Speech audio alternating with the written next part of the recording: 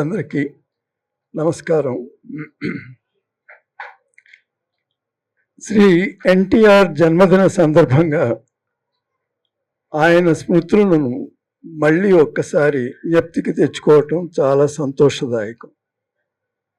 ఆయన గురించి జనార్దన్ గారు చక్కగా మాట్లాడారు. ఆయన నట జీవితంలో 40 సంవత్సరాల నట జీవితంలో ఆ తర్వాత 12-13 సంవత్సరాలే రాజకీయ జీవితం. ఒక ఉప్పెనలాగా రాజకీయాల్లోకి ప్రవేశించారు, అలాగే వెళ్ళిపోయారు. కానీ సాధించిన విషయాలు మాత్రం అమోఘం. వాటి గురించి మేము చెప్పటం అనవసరం, అందరికీ తెలిసినవే. ఎంతోమంది వక్తలు చాలా చక్కగా వాటి గురించి మాట్లాడతారు. నేను చెప్పదలుచుకున్నల్లా మేము చూసిన ఎన్టీఆర్ అంతవరకే, మా అనుభవాలు, ఆయనతోటి మా అనుభవాలు. మొదటిది, వారితోటి పరిచయ భాగ్యం సోమరాజు గారి ద్వారా జరిగింది. ఆయన చీఫ్ మినిస్టర్ కాక ముందు నుంచి 1982 నుంచి కూడా సోమరాజు గారికి వారితోటి పరిచయం ఉంది. జయకృష్ణ గారి ద్వారా సోమరాజు గారికి పరిచయం ఉంది. ఆయనని మెడికల్గా పరీక్షించటం, తర్వాత అమెరికా ఆయన వెళ్ళినప్పుడు ఆయనతో పాటు వెళ్ళటం, అక్కడ బైపాస్ ఆపరేషన్ చేయించడం, అవన్నీ ఆయన చేశారు. తర్వాత చీఫ్ మినిస్టర్ అయిన తర్వాత ఒక వైద్య బృందంగా సోమరాజు గారి ఆధ్వర్యంలో ఆయన doctor BN Prasad orthopaedic surgeon, అప్పటికే నిజామ్స్ ఇన్స్టిట్యూట్లో ఆర్థోపెడిక్ ప్రొఫెసర్ ఆయన, నేను, ముగ్గురం చాలా తరచుగా ఆయన దగ్గరికి వెళ్ళేవారు. హ్యాబిట్స్ నివాసానికి, హ్యాబిట్స్ ఆయన సొంత ఇల్లు, అదే చీఫ్ మినిస్టర్ అధికారిక నివాసం కూడా. అక్కడికి ఎన్నోసార్లు వెళ్ళాం. కొంతకాలం అయితే రోజు పొద్దున్నే 5 గంటలకే వెళ్ళేవాళ్ళం. 5 గంటలకు మేము వెళ్ళేటప్పటికి పైన ఆయన అప్పటికే 1 గంట వ్యాయామం, 1 గంట దైనందిన కార్యక్రమాలు అవన్నీ అయిపోయి సిద్ధంగా కూర్చునేవారు ఆయన రూమ్లో, సందర్శకుల కోసం, ఆఫీసర్స్ కోసం. కానీ మాకు స్ట్రైట్ అవే ఎంట్రీ, ఎప్పుడు అక్కడ వేచి ఉండటం కానీ అటువంటిది లేదు. మా ముగ్గురిని చాలా అభిమానించేవారని మళ్ళీ మళ్ళీ చెప్పనవసరం లేదు. ఆయనతో పాటు ఒక్కొక్కసారి ఖాళీగా ఉన్నప్పుడు అల్పాహారం సమయం అయ్యేది.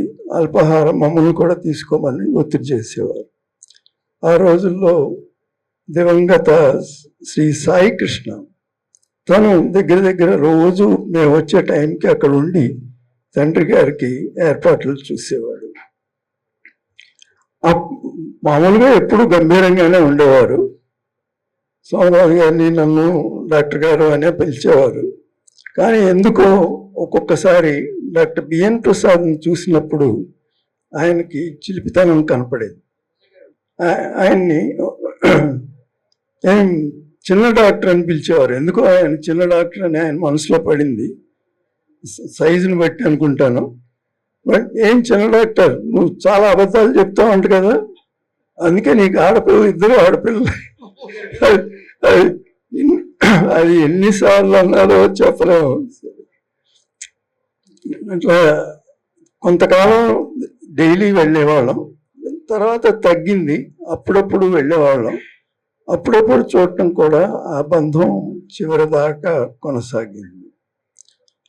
రెండవ విషయం, ఆయనతో పాటు ప్రచారంలో, ఎలక్షన్ ప్రచారంలో, ఎన్నికల ప్రచారంలో, ఆయన వాహన శ్రేణిలో, ప్రచార వాహన శ్రేణిలో అఫీషియల్ డాక్టర్గా, సీఎం అఫీషియల్ డాక్టర్గా ఆయనతో పాటు ప్రయాణించటం, దరిదాపు 10-15 రోజులు స్టేట్ అంతా తిరగటం, వారితో పాటే ఉండేవాళ్ళం, వెనకాల ఉండేవాళ్ళం. అది నిజంగా నా మనసులో లోతుగా ముద్రపడిపోయింది. అప్పుడు నరసయ్య గారు సెక్యూరిటీ ఆఫీసర్ ఉండేవారు.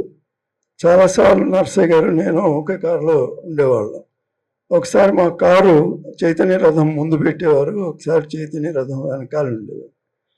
ఆయన పొద్దున్నే అక్కడ కూడా ప్రచారంలో ఉన్నప్పుడు కూడా 3 గంటలకి లెగవటం, కొద్దిపాటి వ్యాయామం, అక్కడ పార్టీ వర్కర్స్ కానీ లీడర్స్ కానీ వాళ్ళతో మీట్ అవ్వటం, 7 గంటలు 8 గంటలకి అయ్యేటప్పటికి పైన చైతన్య రథం ఎక్కి కూర్చునేవారు. ఇంకా మళ్ళీ ఎప్పుడు ఆగుతుందో రథం చెప్పలేము. దరిదాపు ప్రతిరోజు మిడ్నైట్ దాటిపోయేది, అర్ధరాత్రి దాటిన తర్వాత విరామం. మధ్యలో ఎప్పుడో మిట్ట మధ్యాహ్నం ఒక అరగంట ఏదో చెట్ల నీడను ఆఫ్ చేయటం, ఏదో కొద్దిగా ఆహారం స్వీకరించేవారు, ఒక పావు గంట విశ్రమించేవారు, అంతే. మళ్ళీ ప్రయాణం మొదలు. మేము కాలంలో కూర్చుని వెనకాల వెళ్ళాం. ఆయన చైతన్య రథం పైన ఎండ, వాన, గాలి ఆయనకి ఏ విధంగానూ ఏమీ ఇబ్బంది కలిగించలేదు. ఆశ్చర్యం. అది ఒక్కటే కాకుండా అసలు ప్రజల ప్రతిస్పందన, ప్రజల స్పందన, అది ఒక అద్భుతం. అంటే మాకు అంతకు ముందు ఎప్పుడు ప్రచారాలు చూసిన అలవాటు లేదు. అసలు ఇటువంటి ప్రచారానికి ఆయన ఆద్యుడు. ఇప్పుడు ఎలక్షన్స్లో రాజకీయవేత్తలు చాలా కష్టపడుతున్నారు, అందరూ పాదయాత్రలు, బస్సు యాత్రలు ఇవి చేస్తూనే ఉన్నారు. కానీ ఇది సర్వసాధారణం అయిపోయింది. కానీ అప్పటికి లేదు, ఆయనే మొదలుపెట్టారు.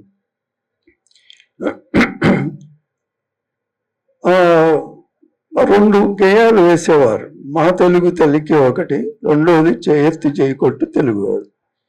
ఏదైనా పల్లెటూరు ఊరు సమీపిస్తుంది అనగానే పాటలు వచ్చాయి, ఆయన పైనే ఉండేవారు. అది వినంగానే ప్రజలు వందలు వేలు పరిగెత్తుకుని రావటమే. ఆ వాహనం చుట్టూ చేరి దానితో పాటు ఆ ఊరు పులిమేరలు దాటే వరకు కూడా పరిగెత్తుతూనే ఉండేవారు. అందులో వాళ్ళ కళ్ళల్లో, ముఖంలో చూసిన ఆనందం అది అద్భుతం. అంత స్పందన, అంత ప్రజాకర్షణ ఆయన తీసుకురాగలిగారు. అదే ఆయన గొప్పతనం. అది అప్పటికీ మర్చిపోలేం. ఒకసారి ఆ ప్రచారం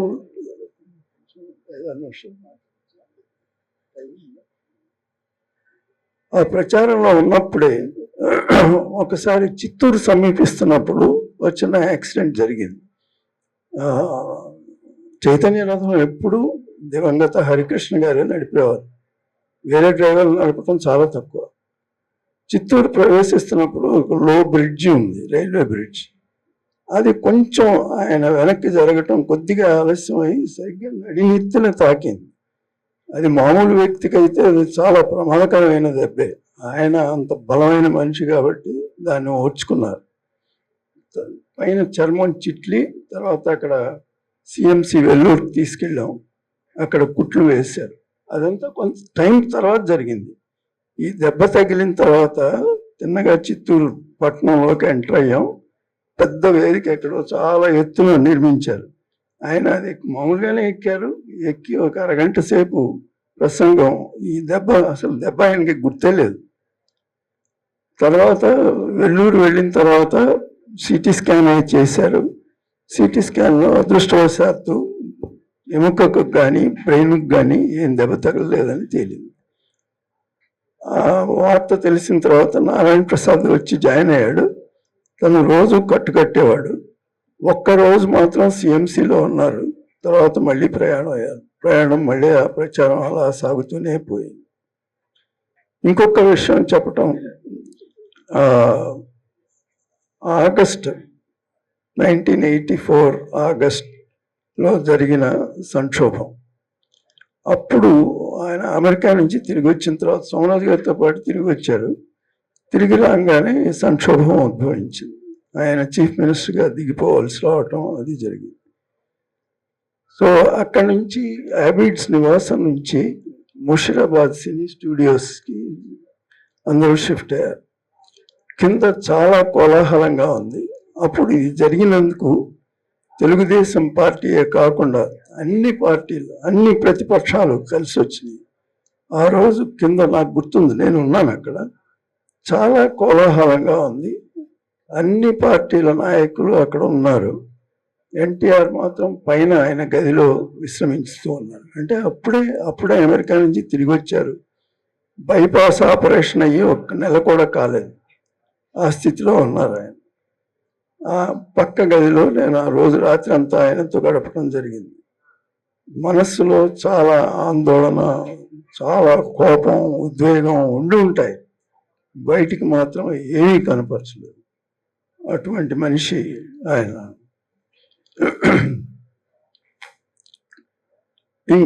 ఇంకా కొన్ని విషయాలు మాత్రం చెప్పి ముగిస్తాను. ఒకటి ఆయన అమెరికా వెళ్ళినప్పుడు చాలామంది డాక్టర్స్ని అక్కడ కలవటం జరిగింది. ఇదిగో సోమరాజు గారి తర్వాత డీటెయిల్గా చెప్పచ్చు. కాకర్ల సుబ్బారావు గారిని ఇక్కడికి వచ్చి నిజామ్స్ హాస్పిటల్ టేక్ ఓవర్ చేసుకోమని ఆయన పిలవటం, ఆయన ఇక్కడికి రావటం, నిజామ్స్ ఇన్స్టిట్యూట్ని ఆటానమస్ బాడీగా తయారు చేసి ఒక చక్కటి ఆసుపత్రిగా చేయాలని ఆయన కోరిక నెరవేరిందనే చెప్పాలి. సోమరాజు గారు అప్పుడు కార్డియాలజీ డిపార్ట్మెంట్ హెడ్గా ఉండేవారు. ఆయన ఆధ్వర్యంలో కార్డియాలజీ గ్రూప్గా మేమందరం పనిచేసాం. ఎన్నో కార్యక్రమాలు అక్కడ, ఇప్పుడు అవన్నీ చెప్పడానికి అవకాశం లేదు. ఎన్నో చక్కటి కార్యక్రమాలు, ఎన్నో రీసెర్చ్ కార్యక్రమాలు అవన్నీ అక్కడ జరిగినాయి. నిజామ్స్ ఇన్స్టిట్యూట్కి అప్పటికి అంతకుముందు తెలియదు ఎవరికి, కానీ దేశంలో పేరు ప్రఖ్యాతులు వచ్చినాయి. పెద్ద కార్డియాలజీ డిపార్ట్మెంట్కి మ్యాచ్గా వాటికి సరితూగేటట్టు ఆ స్థాయికి వచ్చింది. మేమందరం మా కెరియర్స్ కూడా అక్కడే పునాది పడ్డాయి. అవన్నీ ఆయన వల్లే అని చెప్పటం కూడా దాంట్లో అతిశయోక్తి ఏం లేదు. ఇంకొక చిన్న విషయం, ఆయనకి 1994 ఆ ప్రాంతంలో అనుకుంటాను బ్రెయిన్ స్ట్రోక్ వచ్చింది. అంటే పెరాలిసిస్ బయటికి కనపడలేదు, పోస్టీరియర్ సర్క్యులేషన్ స్ట్రోక్ అంటారు. అంటే బ్రెయిన్ వెనక భాగం డ్యామేజ్ అయింది.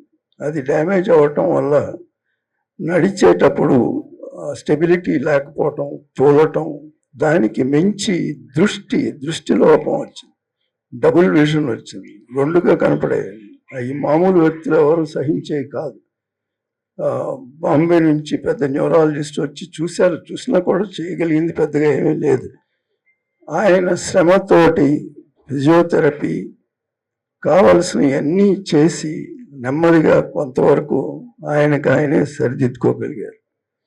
ఇటువంటి ఎన్నో గుర్తుండిపోయినాయి ఆయన గురించి. ఒకటి మాత్రం చెప్పగలను, ఆ గంభీరమైన మూర్తి మాత్రం నా మనసులో ఎప్పుడు అలా ముద్రించబడి ఉంది. నమస్కారం.